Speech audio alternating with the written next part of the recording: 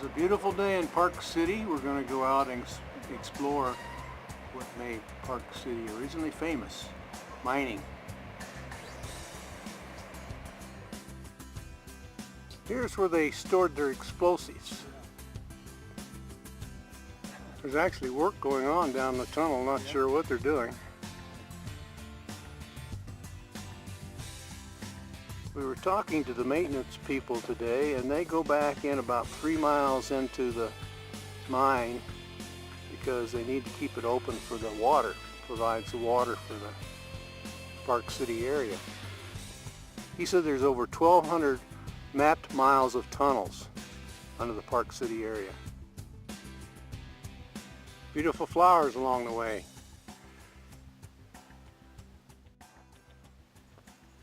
Additional support buildings have been vacant for some time. Looks like this building was a power support station. The other building stored core samples. You can see them laying in these trays down here.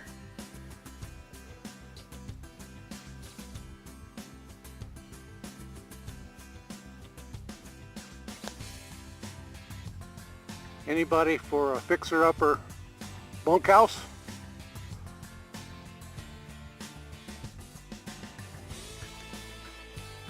There's Jim going up to take a look at the old bunkhouse.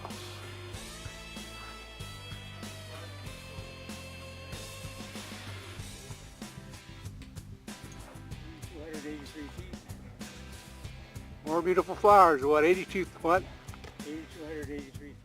The Silver King mine was one of the key areas in the Silver days. This is right at the junction of the town lift, and up at the top you can actually see where the lift is at the Park City, the top one.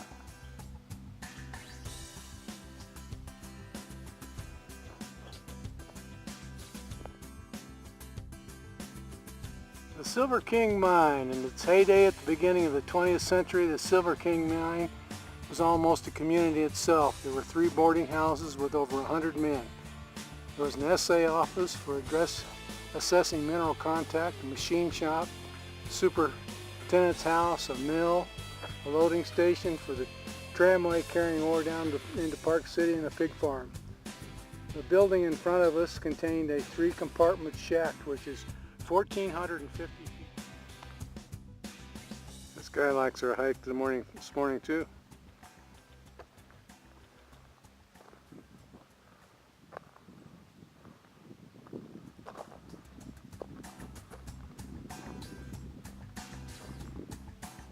The trestle trail takes you right down the old ore towers, clear to the bottom. The trestle trail is in front of us, and you can see why. These are the old mining trestles.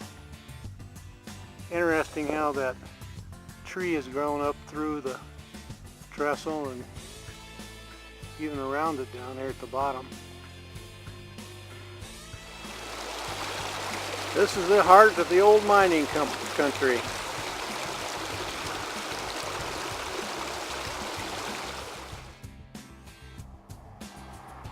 The old Ontario mine is still in operation, or at least it's in standby condition. This is where they used to take underground mine tours, but I guess it got to a point where it wasn't profitable anymore. You can see cars parked around. Maybe it'll go back into operation one of these days. Yeah, turn around right there. There's Henry hiking away with his walking stick.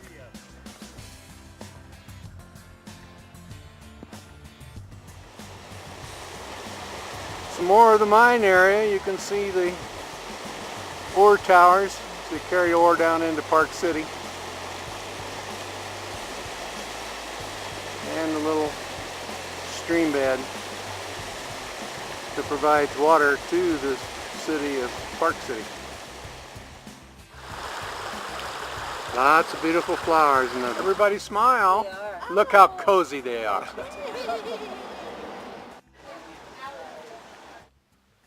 Here comes Jim. John's 99 Trail. Behind as usual. This is one of the towers that parallel the town lift. And this is the remnants of a ore delivery system between Silver King mine on the mountain and a loading area in town. In 1901, this was a state-of-the-art aerial tramway whose system of buckets replaced the slow and dangerous horses and wagons carrying heavy ore. At the Silver King conditioning building, which stood at the bottom of this row of towers, ore was dumped into 2 railroad cars at a time. Elevators lifted the coal and supplies 85 feet to the top of the building, where buckets hauled the material and sometimes miners back to the mine. This shows the new Montage Resort in relationship to the Empire Lift, the Deer Valley Empire Lift.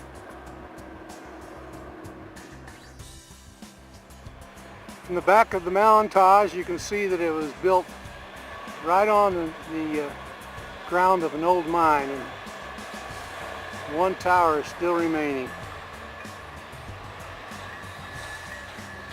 Goes right down to the Empire Lift. This gives you some idea of the view from the Montage. Looking right down to Daly Valley into Park City.